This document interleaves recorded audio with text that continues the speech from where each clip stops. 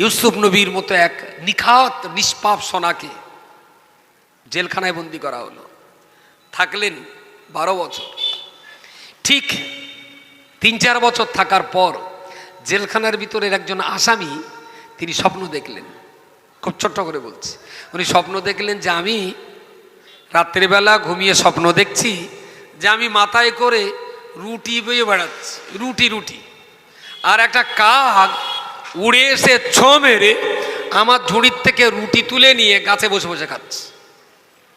তো জেলখানার ভিতরে স্বপ্ন এর সঙ্গে বলে ওর সঙ্গে বলে, ভাই স্বপ্নটা জেলখানার কয়েদি নবী ইউসুফ তার কাছে এলো। সবাই ধরে যায়, ইউসুফ এরম স্বপ্ন দেখেছে, কি হবে? বলে, দেখ তোর স্বপ্ন যদি সত্যি হয় তাহলে তোর খারাপই আছে। তুই যে স্বপ্ন দেখেছিস, তুই আমার সঙ্গে সত্যি বলিস কি মিথ্যে বলিস সেটা তোর ব্যাপার। তবে যদি সত্যি বলিস আর সত্যিই হয় তাহলে তোর কিন্তু, তুই যে কেসের আসামি হয়ে জেলখানায় এইছিস, তোর কিন্তু সাজা হয়ে যাবে, তোর শুলি চড়ানো হবে, তুই শুলিতে মরে যাবি, আর একটা টাইমে তোর মাথায় কাক বসে বসে তোর মাথার ঘিনু খাবে। বললো, আমার জন্য এতটাই দুঃসংবাদ? বললেন, হ্যাঁ। 2-4 দিনের ভিতরেই সেই কেসে তার রায় হলো, তার শুলি চড়ানো হলো, তার মাথায় কাক বসে তার ঘেনুও খেলো। সবাই দেখলো, সংবাদ জেলখানার ভিতরে ছড়িয়ে গেল। ইউসুফ যা বলেছে ঠিক তাই হয়েছে। নবী ইউসুফ আলাইহিস সালাম জেলখানার ভিতরে সকলের কাছে বাদশাহ হয়ে গেলেন। জোরে সোরে বলুন সুবহানাল্লাহ, সুবহানাল্লাহ। কত ভালো লোক জেলখানায় যেয়ে ডাকাত তৈরি হয়, চুরি করে জেলখানায় যায়, আর বড় বড় ডাকাতদের সঙ্গে মিশে ডাকাত তৈরি হয়ে বাড়ি আসে। ইউসুফ নবী এমন সোনা ছিলেন, বাইরে থেকেও তিনি জনগণকে যেমন দিনের দাওয়াত দিয়ে শান্তির বাতাবরণ তৈরি করতেন, জেলখানার ভিতরে নবী আইয়ুব আলাইহিস সালাম আজকে থেকে সবাইকে ইসলামের দাওয়াত দিয়ে, যে অন্যায় কাজ করে জেলে এসেছিস ভাই, ওই কাজ আর কখনো করিস না, ভালো হয়ে যা। সবাই ওনাকে মাথায় করে নিয়ে বেড়াতে লাগলো। সোনা, জেলখানাতেও সোনা। কিছুদিন যেতে না যেতে আবার একটা স্বপ্ন। তার স্বপ্ন দেখলে কেউ কারুর কাছে যায় না, ইউসুফের কাছে আসে। কি স্বপ্ন? বললাম, আমি না স্বপ্ন দেখছি অনেকগুলো আঙুর একটা পাত্রে দিয়ে সেই আঙুরগুলো চটকে চটকে রস বার করছে, আঙুর চটকে রস বার করছে। ইউসুফ নবী চোখ বন্ধ করে ভাবনা চিন্তা করে বললেন, শোন, তুই যে স্বপ্ন দেখেছিস, তোর স্বপ্ন যদি সঠিক হয় তাহলে তার ব্যাখ্যা হলো এই রকম, তুই যে কেসে এখানে এসেছিস খুব শিগগিরই এই কেসের সমন জারি হবে, আর তুই বিচারে নির্দোষ প্রমাণিত হবি, এবং সাথে সাথে বাদশার রাজদরবারে তুই জনগণের পানি খাওয়ানোর চাকরি পাবি। বলুন সকলে সুবহানাল্লাহ। লোকটার তো বিরাট আনন্দ। আগে লোকটা শুনে কষ্ট হয়েছিল, শুনে আনন্দ হচ্ছে। এর এই আনন্দ দেখে ইউসুফ বললেন, শোন, তোর এটা হবে ইনশাআল্লাহ। তা তুই তো বাইরে যাবি, তো তো চাকরি হবে, তুই নির্দোষী প্রমাণ হবি।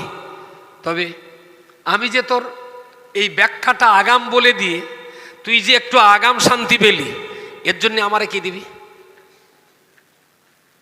হতেই তো পারে তুই তো এই স্বপ্ন দেখে তোর যে ছাড় পাবি, তুই যে চাকরি পাবি, তুই যে নির্দোষী প্রমাণ হবি, এই সংবাদটা আমি যে তোকে এত অ্যাডভান্স বলছি, তুই তো আনন্দ এখন আত্মহারা।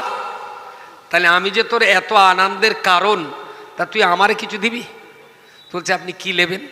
তা বলছে, বাইরে যে বাদশাকে একবার বলিস যে নির্দোষী নিষ্পাপী বেগনা মাসুম ইউসুফকে জেলে ভরে রেখে আপনি কাজটা ভালো করেননি।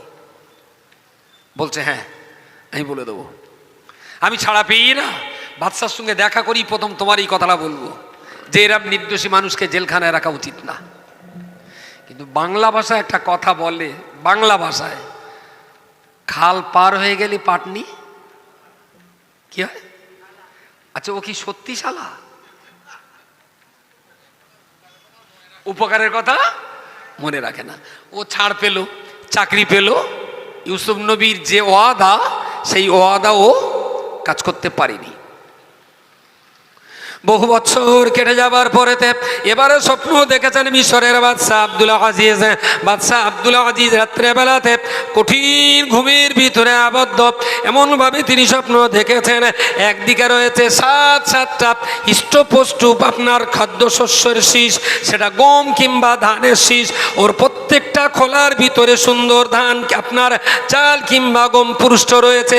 আবার তার পাশেই দেখলেন 7টা এমন দুর্বল শীষ যার মাথাটা সোজা রয়েছে, ওই খোলার ভিতরে একটাও চাল নেই।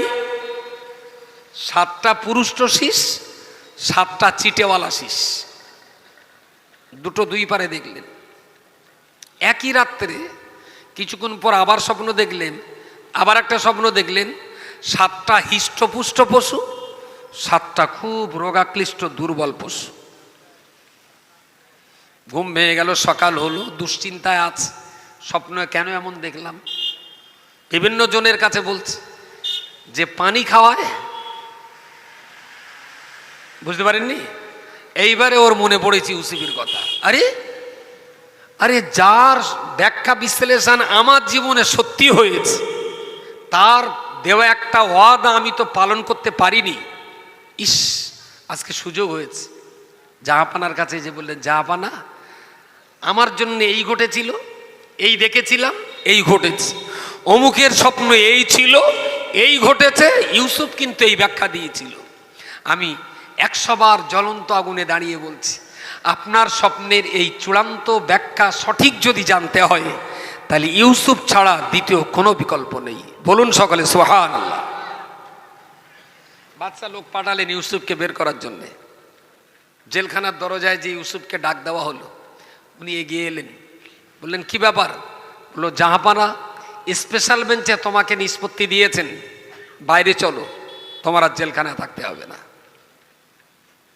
জেলখানার চৌকাঠের উপরে পা দিয়ে নবী ইউসুফ 12 বৎসর জেল খাটার পরেও নিজের বিশ্বাস আর আত্মবিশ্বাস, সেলফ কনফিডেন্সের উপরে অটল এবং অবিচল দাঁড়িয়ে বললেন, কেন জেলখানায় ঢোকানো হয়েছিল তার সঠিক সুন্দর ব্যাখ্যা না হওয়া পর্যন্ত ইউসুফ জেলখানার বাইরে যাবে না। একটু জোরে বলবেন সুবহানাল্লাহ। কেন ঢুকেছিলাম সেটা আগে বলতে হবে। হলো না, ফিরে চলে গেলেন। আবার বাদশা নিজে চলে এলেন, জেলখানার চৌকাঠে দাঁড়িয়ে ইউসুফকে বললেন, বেরিয়ে আয় বাবা। বললেন, জি না, আপনার অর্ডারে আমি জেলখানায় এসেছিলাম। তো বলছে, আমি অর্ডার করে ঢুকিয়েছিলাম আর আমি তোর বার করে নিয়ে যাচ্ছি। কিন্তু 12 বৎসরের এই জীবন জনগণের কাছে বিচার কি হবে? জনগণকে বিচার করবে আমাকে কোন দোষে ঢোকানো হয়েছিল। জেলখানার চৌকাটায় দাঁড়িয়ে দাঁড়িয়ে আল্লাহ পাকের নবী ইউসুফ আলাইহিস সালামের সামনে দাঁড়িয়ে বাদশা আব্দুল আজিজ অশ্রুসিক্ত নয়নে বললেন, ও বাবা ইউসুফ, শোনো শোনো, আসলে অপরাধ করেছিল আমার স্ত্রী জুলাইখা। অপরাধ তো তুমি করোনি, কিন্তু রাজপ্রাসাদের রাজপরিবারের ইজ্জত সম্মান রক্ষা করার জন্য আমি আমার স্ত্রীকে দোষারোপ করতে পারিনি। আমার স্ত্রীর মর্যাদা রক্ষা করতে যে তোমার ঘাড়ে দোষ চাপিয়ে দিয়ে জেলখানায় ঢুকিয়েছিলাম। ওগো ইউসুফ, তোমার হাতটা ধরে ক্ষমা চেয়ে নিলাম। সম্পূর্ণ নির্দোষী, তোমার কোনো দোষ ত্রুটি ছিল না। বিনা দোষেই তোমাকে 12 বৎসর আমি জেলখানায় রেখেছিলাম। ইউসুফ রে, তুমি আসামি নও, আসামিও হলাম আমি ইউসুফ, আমি বাদশা আব্দুল আজিজ। ইউসুফ, তোমার হাতটা ধরে ক্ষমা চেয়েছি, তুমি জনম জনমের মতো আমাকে মাফ করে দাও। পৃথিবীর ব্যতিক্রম ইতিহাস, বাদশা জেলের চৌকাঠায় দাঁড়িয়ে কয়েদির হাত ধরে ক্ষমা চেয়েছেন, তবে নবী ইউসুফ জেলখানা থেকে বাইরে পা রেখেছিলেন। জোরে সোরে বলুন সুবহানাল্লাহ।